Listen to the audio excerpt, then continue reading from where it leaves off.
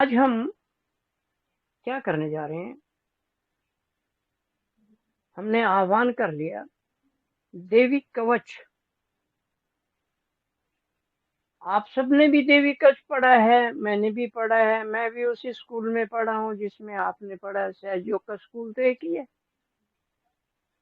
ये अलग बात होगी कि माँ ने मुझे थोड़ा होमवर्क दे दिया। मैं माँ की हर बात को होमवर्क के रूप में लेता हूँ, फिर उसका प्रयास करता हूँ माँ ने ऐसे ही क्यों कहा।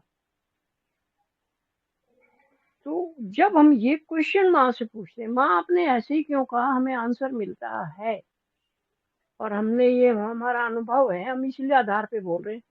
हवाई बात नहीं करता, अनुभूति की बात करता हूँ मैं हमेशा। तो अब हुआ क्या, देवी कवच में जब हमने, आज वो किताब नहीं है मेरे पास, यहाँ मैं माँ के इस दरबार में आया हूँ, तो मैंने ज्यादा नहीं पढ़ा, थोड़ा ही पढ़ा है। कोई ये कहे मैंने सारा ही कर लिया ना, वो इतना महासागर है। हम तो किनारे पे खड़े करके ऐसे झोली में हाथ डाला, अंजलि भर के देखा, उसमें से कुछ पानी सारा गिर गया, पर हाथ गिल्ला रह गया, बस उतना की जानते हैं हम। तो हुआ क्या, देवी कवच में हमारे सामने दो तरह की चीजें आई।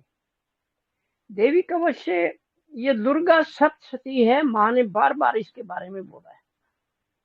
और हमारे यहाँ हरियाणा में भी और सब देवी पूजा करते हैं, तो वो नवरात्रे जो होते हैं उसी में देवी का पूजन करते हैं। हमारे गांव में क्या होता है, एक सांझी बनाते हैं, सांझी बोलते हैं वो ही। एक हेड बनाते हैं, उसमें लगा के सारा उसका श्रृंगार करते हैं, और 7-9 दिन उसकी पूजा करते हैं कन्याएं। और फिर उसको बाद में उतार के जमुना में, हम तो उस वक्त तो जमुना में या कोई बड़ा जोहड़ है इसमें जाके विसर्जित करके आ जाते थे। तो बचपन में हमने देखा वो। अब बात लंबी ना करके ये है कि इसमें हमने दो चीजें देखने को मिली। देवी कवच के दो जो श्लोक हैं वो बहुत, कम से कम बहुत ही महत्वपूर्ण, मैं ये कहूंगा, और आधार हैं। तो वो देवी कवच के दो मंत्र हम बोलेंगे। फिर एक उसके बाद उसके आधार पे हमने कुछ सहयोगियों का ट्रीटमेंट करके देखा, हमें बहुत ही उत्साहित करने वाले रिजल्ट वहीं के वहीं मिल गए।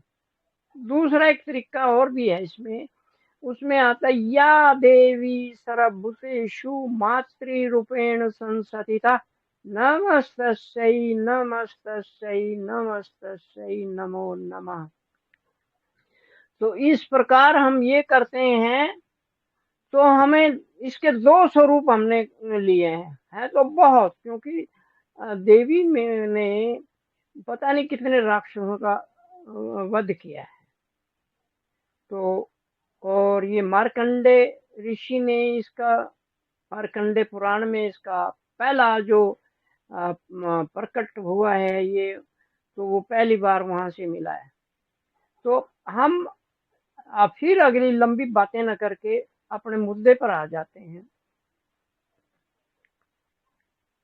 हम दो मंत्र वो बोल लेते हैं।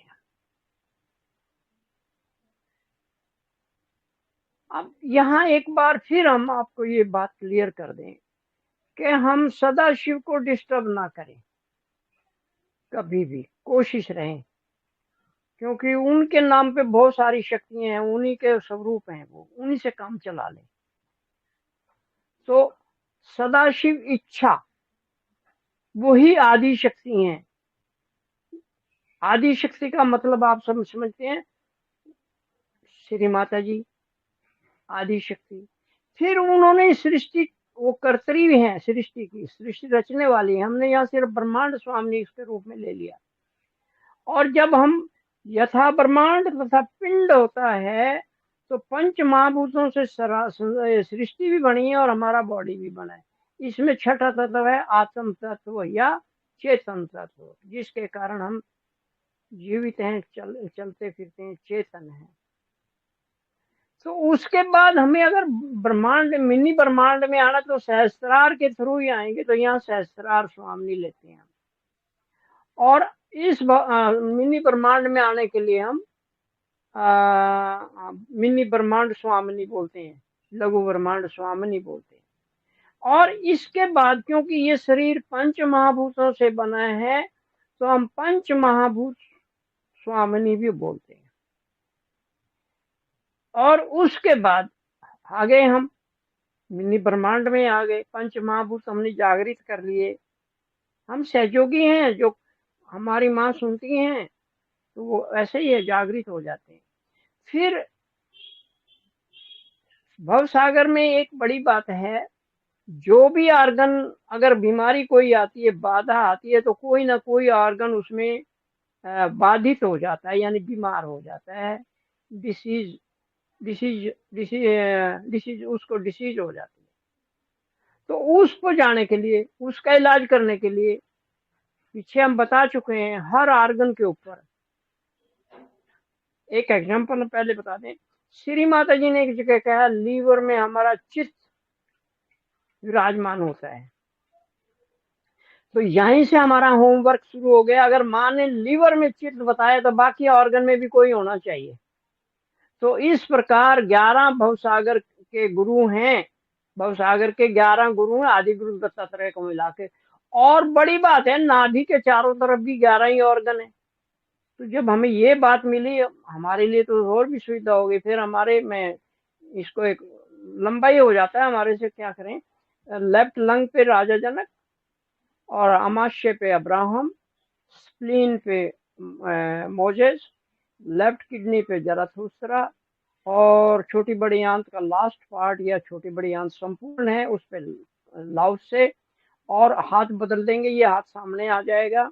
यहाँ पर यूरिनरी ब्लैडर पे कन्फ्यूशियस, राइट किडनी पे श्री सुकरात, और यहाँ हाथ ऐसे रखेंगे तो हाथ के नीचे जो है पहले 8वां number gall bladder Shri Mohammad, 9वें पे गुरु नानक जी, और 10वें पे हमारा साईनाथ, 10वां राइट लंग। और हार्ट पे हमारे आदि गुरु दत्तात्रेय हो जाते हैं। तो जब इनमें कोई प्रॉब्लम आती है तो हम बीमार होते हैं। रोज सुनते हैं हम, रोज फोन भी आते हैं। तो जब तक हमें ये ही नहीं पता कि कौन सा ऑर्गन खराब है, कौन से में बीमारी आ गई है, तो हम क्या करेंगे। और अगर हमने ये डायग्नोज कर लिया कि मेरे को अस्थमा हो रहा है, खांसी आ रही है, बलगम आ रहा है, तो इसका मतलब मेरे फेफड़ों में गड़बड़ है, ऐसे डायग्नोज कर। और फेफड़े किसके अंडर है, अब वो सब्जेक्ट लंबा है। ये पंच महाभूतों के आधार पर ये वायु तत्व, आकाश तत्व में आता है। तो लेफ्ट लंग और राइट लंग जब हम करेंगे तो ये सारी समस्याएं हल हो जाएंगी। तो इसी प्रकार ये सारे अंगों के ऊपर एक गुरु भी है, और देवी कवच के आधार पर प्रत्येक अंग के ऊपर एक देवी भी है। तो ये हमारे लिए एक बड़ा अद्भुत हमें रास्ता मिल गया, एक नया वरदान मिल गया कि हम प्रत्येक अंग के ऊपर भी देवी कवच के आधार पर भी बुला के देखें। तो हमने करके देखा, वो मिला। तो अब हम शुरू करते हैं कि देवी कवच के आधार पे या जनरली भी हम कैसे अदा करेंगे। हम सदा शिव इच्छा से स्टार्ट करेंगे और ब्रह्मांड तक आ जाएंगे, मिनी ब्रह्मांड तक। और यहाँ फिर जिस अंग पे जाना है उस पे जाने से पहले 3 स्टेप आएंगे। वो है क्योंकि भव सागर में 3 मेन पार्ट हैं। एक हमारा नाभि चक्र है, एक हमारा अनाहत है, और एक स्वादिष्ठान है। तो 3 बीज मंत्र हमारी सोच और के आधार पर ही कि हम ये तीनों दरवाजे खटखटा के तभी वहां जा सकते हैं। तो इसका मतलब ये हुआ कि जब हम लेफ्ट लंग पे जाना चाहेंगे तो वो आने के बाद में पंच महाभूतों के बाद में पहले हम ओम तमेव साक्षात श्री यम साक्षात श्री रम साक्षात श्री वम साक्षात, फिर उस अंग पे जाएंगे लेफ्ट लंग साक्षात श्री राजा जनक साक्षात श्री डम नमो नमः, या पूरा मंत्र। तो हर एक अंग के लिए आधार पर यही रहेगा। एक एग्जाम्पल हमने दे दिया। अब यही चीज हम जब देवी कवच में कर, ये तो हमने भव सागर के आधार पर, गुरुओं के आधार पे किया, भव सागर अनुसंधान के आधार पर हमने बता दिया। अब देवी कवच के आधार पर भी हम तो वहीं से स्टार्ट करेंगे और यहाँ तक आ जाएंगे और पंच महाभूतों तक भी आएंगे, फिर उस अंग पे भी जाएंगे जो बीमार है और वहां उस देवी का आह्वान करेंगे। और देवी का आह्वान करने से पहले हम ये कहेंगे, जरा ध्यान रखिएगा, सभी अंगों के लिए हम प्रयास कर रहे हैं। मान लो लेफ्ट फेफड़ा करना है तो हम कहेंगे लेफ्ट फेफड़े की सर्व बाधा विनाशिनी उस देवी का नाम, रूपेण संसतिता नमस्तस्यै नमस्तस्यै, दूसरा या देवी वाला है। और डायरेक्ट करेंगे तो पहले दो श्लोक बोलने के बाद में डायरेक्ट आ जाएंगे। ये दो विधि हमारे को समझ में आई। तो हम शुरू करते हैं। ओम त्वमेव साक्षात श्री सदाशिव इच्छा साक्षात श्री ब्रह्मांड स्वामिनी साक्षात श्री सहस्रार स्वामिनी साक्षात श्री लघु ब्रह्मांड स्वामिनी साक्षात श्री पंचमहाभूत स्वामिनी साक्षात श्री यम साक्षात श्री वम साक्षात श्री श्री रम साक्षात श्री वम साक्षात श्री आदि शक्ति माता जी श्री निर्मला देवई नमो नमः। अब हम भव सागर में या मिनी ब्रह्मांड में एंटर कर चुके हैं। जब हम जिस भी अंग की बात करेंगे उस पे हाथ रखेंगे। हाथ रखने का मतलब है हम उस दरवाजे को, उस देवी देवता के दरवाजे को नॉक कर रहे हैं। क्योंकि अगर लेफ्ट लंग है या और अंग है, इसका मतलब उसका जो डॉक्टर है वो उसी में रहता है, तो उसका आह्वान करेंगे। नॉक करने का मतलब ये तीन हमने बोला ना, यम रम और वम, ये तीन दरवाजे हैं जो हम खटखटा के वहां पहुंच जाएंगे। तो ये आगे अब हम कुछ देवी देवताओं का, देवियों का आह्वान उस रूप में कर लेते हैं। पहले हमने आह्वान कर लिया। अब देवी कवच के लिए, ये तो जनरल हो गया, अब देवी कवच के लिए हम दो मंत्र लेंगे। मंत्र कहो या श्लोक है। ओम त्वमेव साक्षात सर्व मंगल मांगल्ये शिवे सर्वार्थ साधिके शरण्ये त्र्यंबके गौरी नारायणी नमोस्तुते।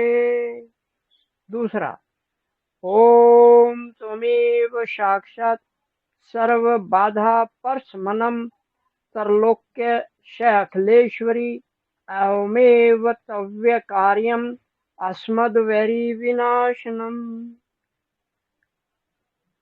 ये बोलने के बाद में हम उस पर्टिकुलर आर्गन पे जाएंगे जिसके हमने प्रार्थना, जिसके लिए हमें प्रार्थना करनी है और उस देवी से हमने आशीर्वाद लेना है। अभी हम ले लेते हैं पित्त या लीवर।